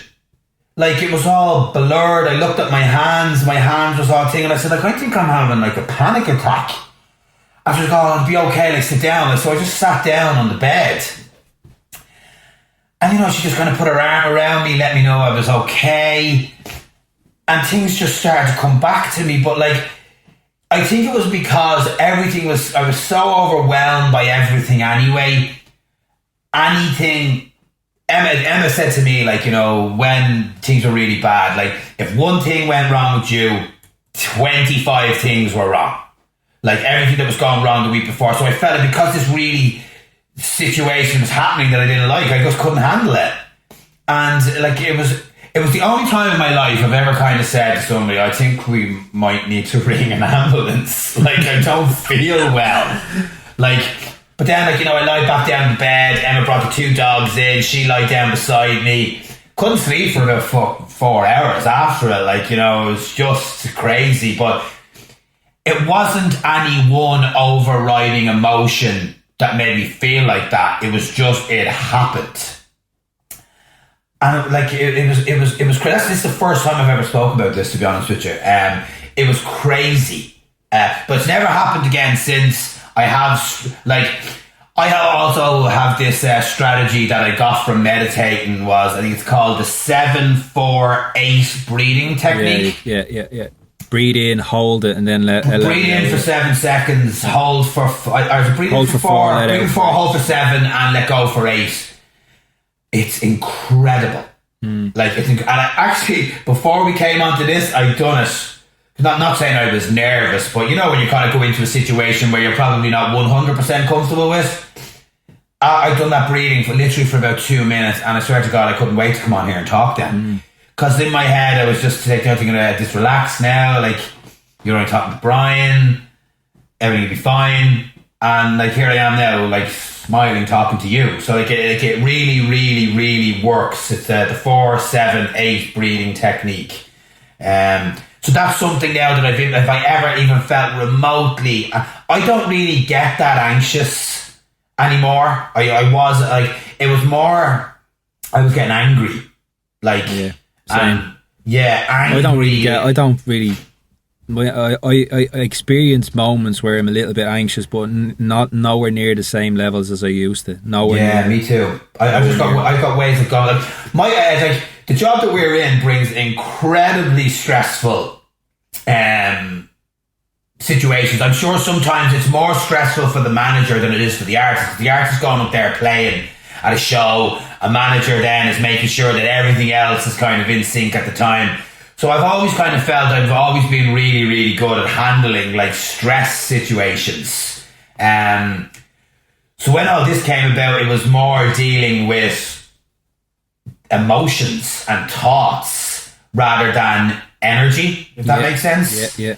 So and I've never had any of this kind of feelings before. So it was getting to learn how to deal with all this type of stuff, which was a big turning point. But to go back to your question about what did the panic attack feel like, I can only explain the physical sensations. Sorry, were you just sort of lying there and it happened, or was there something like, were you walking or? No, I was lying on the bed just about to go to sleep and and the dog started barking. Right. So, and this was like, probably about 1 a.m. And I knew he needed to get up out of, this might sound really silly, but this is just the way it is. The doggo started barking, and I think that, okay, that's a sign that he wants to go to the toilet. He's like, so I couldn't find my phone. Just could not find my phone anywhere. The more I searched my phone, couldn't find it. And it didn't occur to me just to get up and turn on the lights. I don't know why. Like, I was just in this really weird situation. Then I went behind me to open up the curtain. And when I opened up the curtain, the world went darker. Like, I swear. Sorry for laughing. That was fine. Laugh all you want, man. This just make it much better when you just fucking laugh about it. Well, I'm glad I can laugh about stuff like this. Now, the world went darker. And I was like, am I going fucking blind here? Am I going blind? And do you know what I was saying a little bit? Do you remember Arya Stark in Game of Thrones when she loses her eyesight? Yeah. Could I get them fucking visions in my head and all? And I'm like, oh, no, I think you're watching too much Game of Thrones. I think it was just not being able to deal with my thoughts, Just coming back to something else, did you used to have a fear of dogs? So I'm just wondering, has it something got to do with a fear of dogs from the past, and something was triggered or something? I don't know. I honestly, I don't know, because I've never got it professionally analysed or anything like that, but sometimes I feel I know no one knows me better than me. I couldn't process the situation, and that was because of all the stuff that was going on for the last few months, all the stuff that was in my head. I was making really rash decisions, professionally not making the right decisions, not saying the right things just in everyday life, getting angry about stuff.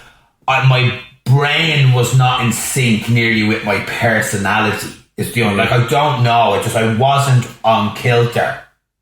So that's what I think it was. I just couldn't process it. Just overwhelmed. Oh, completely and utterly overwhelmed. But I went through about a 6-week period of where I was just absolutely, completely overwhelmed every single day.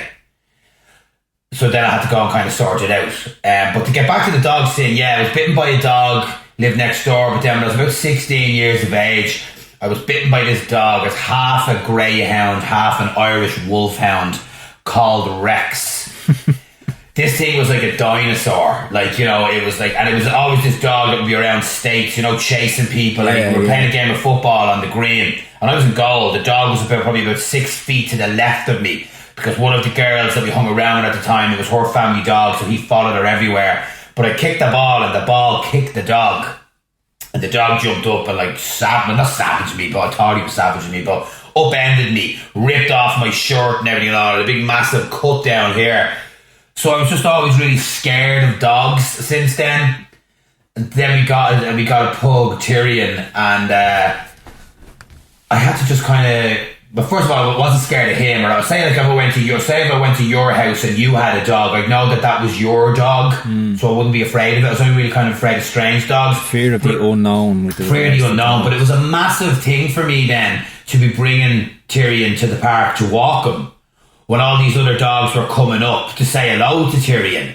So I made it my absolute priority that I was going to understand dog body language. So I immersed myself in YouTube videos for about 3 weeks, watching about 3 hours a day, watching different, Cesar Millan, I can't even remember the others, It's Me or the Dog, there was loads of them.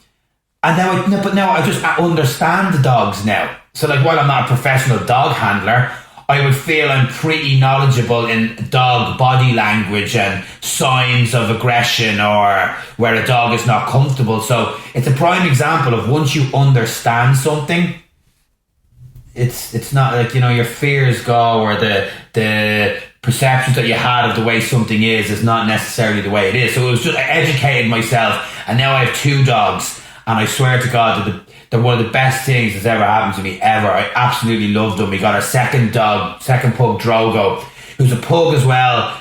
He's from the same kennel as Tyrion, so like they're the same doggy da, so like they're like the image of each other.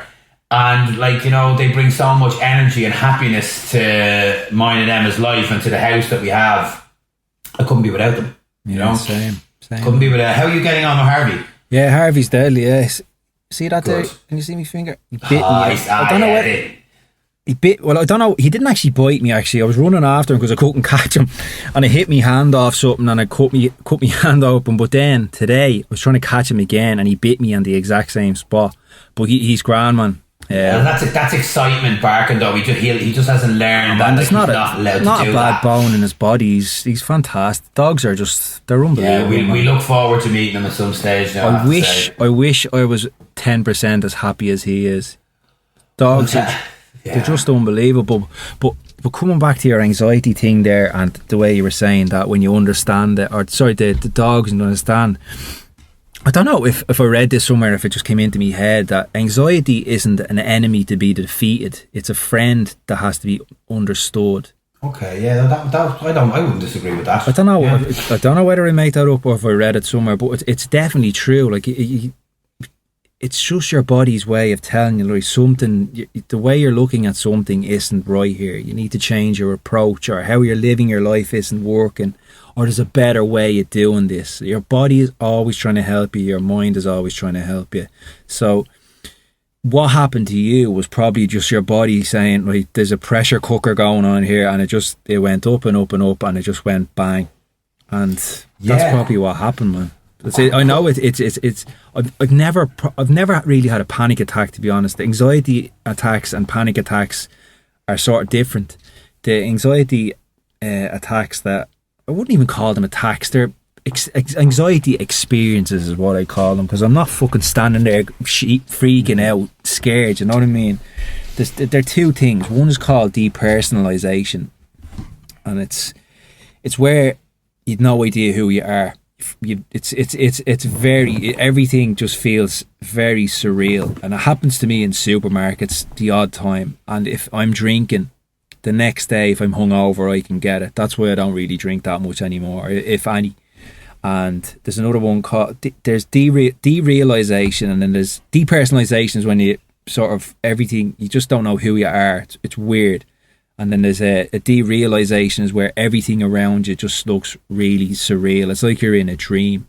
It's like when your anxiety levels get to that, they just get that high within your own body, that everything just becomes a bit strange, and it can be very unsettling, because like to everyone else it looks like you're walking around doing what you're doing, but inside your own head you're like, this, I'm freaking out here. But it's perfectly natural, and there's nothing dangerous with it, and you get through it. And I spoke about this in the first episode that I did with Shugs, and people were telling me they've experienced exactly the same thing and they can relate to it. And it's slightly different to the experience that you were saying, where you felt like you were going blind like that. It's mad, but it's just, sometimes we can just put our bodies under so much strain and stress, and it's about limiting that and taking ownership of what's going into our bodies, both mentally and physically, in terms of our food, in terms of alcohol, in terms of all the other things that you might do that we've all done over the years, whatever. So it's just about taking care of yourself. Yeah. It totally is, and it's being able to handle situations. And sometimes I find you can only handle situations with experience, you know, but it always just boils down to me is being able to handle and process your thoughts now, which is something that I've just become a lot better at in the last year. And I've heard you say this a few times, and it's absolutely true. It's only thoughts. Like, you know, like you are so right in when you say that it's only thoughts. It's how you process them. And what I've learned with meditation is like you can think of them as passing cars. Like you're sitting on the side of a road, watching cars go by. Sometimes it might be a car every 2 minutes. Sometimes it could be total gridlock. Sometimes the cars are flying by. They all pass. Yeah. At the end of the day. See, this is the thing. I've read books where qualified people who are experts in their field describe this, and I'll still get a thought in my head that say that's not true. That's not true. That's how fucking mental this thing is. It's about excuse me. The more you learn about this stuff, the more you educate yourself, and it's about having a good attitude towards it as well. It's to not get bogged down by it all. And well, that's it. The attitude is everything. It's how you approach stuff. If you approach something with a bad attitude, the end result will probably not be positive. Yeah. You know, like it's attitude. Attitude is everything. You know. Definitely, yeah. But coming back to that, finishing up a little bit, probably a little bit more lighthearted. Obviously, there are some glimmers of hope with what's going on, and bookings are starting to come in a little bit. Can you give some of the listeners, because obviously you're on the opposite side to what you get a lot more. I'm told what I need to be told, whereas you find out a lot more information about what's really going on. So can you give any sort of reassurance to people listening in that, say in the UK or anything, that things are looking a bit more hopeful moving forward? Yeah, well, things are looking more positive than they have been since the start of everything. So, like, you know, in terms of diaries for artists, the majority of stuff that's being announced in the UK. Well, first of all, for people living in the UK, as of right now today, we're all working towards shows happening for all us from August onwards. So, you know, like I'm booking shows in August, September, October, November at the moment. These are large capacity shows. There's been no specific guidelines put forward to say this is what you need to follow for this to happen. Like we're doing a show in Fabric on the 2nd of October. From all our discussions with Fabric is that it's normal service resumed. You know, no masks, no evidence of taking a vaccine, no negative COVID tests, no proof of negative COVID test required. So that all seems to be going ahead at this moment from today, which is really, really positive. There's been a couple of new shows announced for August. There's some other shows getting planned at the moment, which I can't say too much about because they haven't been announced yet. But as far as the UK is concerned, there's a roadmap there and we're working towards it. So hopefully, if all that happens, people in the UK look like they're going to have a good summer. So that's really, really positive, and we can all just be thinking, this is what we need to be working towards, and that's what's going to happen. Australia seem to be doing really good at the moment. They seem to have handled it really well in general. Like, you know, they were really strict on their quarantine, really strict on their lockdowns. They were jumping on things straight away. So Australia seems to be moving, but Australia will have 2-week quarantines, which I don't think are going to be avoidable in any way. You want to go into Australia, I think you're going to have to quarantine in a state hotel for 2 weeks. So we're working towards an event in June there at the moment, and potentially some more shows there towards the end of the year. My only concern for Australia is right now, they're in their summer. It's kind of been, has been proven that SARS-CoV-2 is a seasonal virus, like all other respiratory, all other respiratory viruses are, and respiratory diseases. They really peak in winter. So Australia are yet to have their next winter. Let's see what happens when it's winter time. Will the show Ibiza? I don't know just yet. I know that outdoor terrace dining and drinking is open. We're going to know in a couple of more weeks what will be the situation with Captured. As far, I don't want to say too much, but as far as I'm aware, Shine are going to be doing their season. So I think if one club is doing it in Eden, I think all the rest of them will. Amnesia have announced their opening party or their closing party and are working backwards. That's all I really know there. There's a show.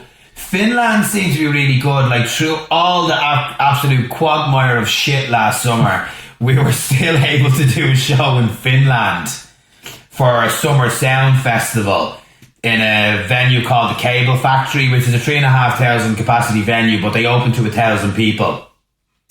Giuseppe and Craig played there last year. Off the top of my head, I think it was Giuseppe and Sean Tyus there this year. So that could be going ahead in June. Ireland, no, I don't think so.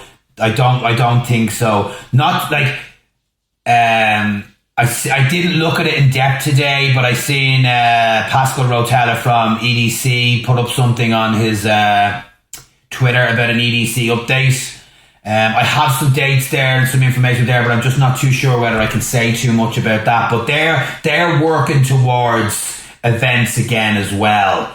I have promoters in Miami contacting me saying, come on over, let's do some work, but we can't get you guys into there really. I think you can go to Mexico for 2 weeks, stay there for 2 weeks, then get into the US without doing anything. So I don't know if that is that a loophole there. That sounds crazy to me. Single man's job.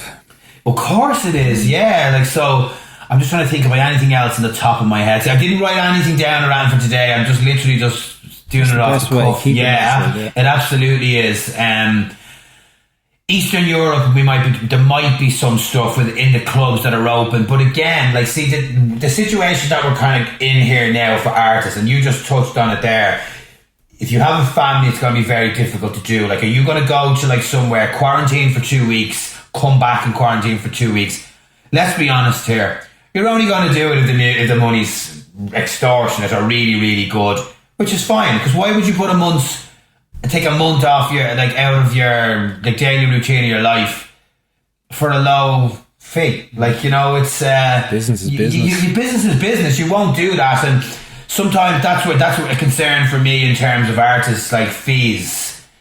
Because like maybe promoters have to put a lot more money into social distancing. They might have to put into money into antigen testing, or that's a new word, man. That's a tongue twister, isn't it? Or PCR testing. Like, so I don't know what the landscape's going to be in terms of fees. Like, obviously fees that we agreed with promoters before, all them kind of deals just get pushed over into the new deals. If there's anything there where, you know, a promoter has picked up, you know, 50% more costs, you know, you have to work with a promoter to make shows happen. But I'm just uncertain of what way the landscape will be completely. I don't really have a lot of visibility in how the world's going to be in 12 months' time in terms of large-scale indoor events. I think we're going to have a lot of events outdoors. I think the science has been shown that it doesn't really pass outdoors. Maybe that's another reason why Florida's doing so well, because they're all out in the sun, vitamin D, stuff like that. So I'd love to have loads more positive news there on that, but I don't have a great deal of it. It's positive enough in terms of what we've gone through over the past 12 months. So it's never looked more positive. Yeah, that's the impression I've been getting over the past week in terms of other people posting as well as myself. I think we're feeling a little like 10% more optimistic about what the future holds. So I'd probably go about 35%. I'll push it to 40. I was just being I'll go 41. I was being a bit of a grim bastard there. Sorry.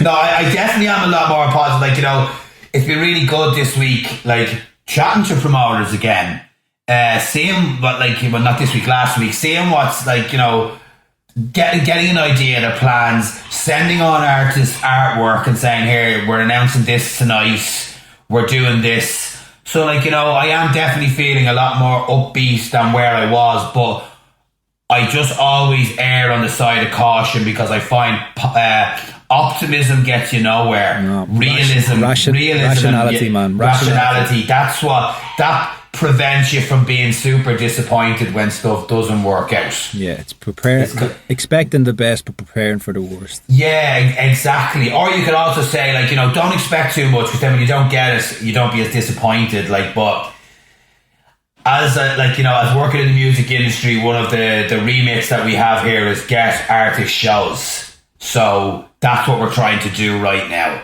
and promoters are trying to put on those shows. So fingers crossed in 12 months time we're in a much better situation than what we are now. Hope so, man. So I think we'll leave it on that positive note. So cool. Neal, I just want to say thank you very much for coming on today. It's been a pleasure having you on. Thanks very much. So thanks for having me on. And I just want to say, I've said it to you personally, but I'll say it here on air, I think what you're doing here is amazing. I'm a big fan of the podcast, so when you asked me to come on, I was nervous and I was excited at the same time, but I've really enjoyed it. And I do think it's great what you're doing, opening up, talking about mental health. I've always been a big advocate with any of my artists that I've worked with. You've kind of got to show them your personality, and I think you've showcased your personality over the last 5 episodes unbelievably well. So congratulations to you. Thanks, man, because I hope so, because I haven't really used social media much in the past few years, and it's just, this is a way to sort of just give you a bit of it, just to show you a little bit of who I am, rather than you get more of an impression from listening to this than watching me post something on Instagram or whatever. So hopefully people are, fingers crossed, they are. Yeah, cool. Well, thanks very much, Bryan. Excellent, man. Thanks very much, Neal. Take care.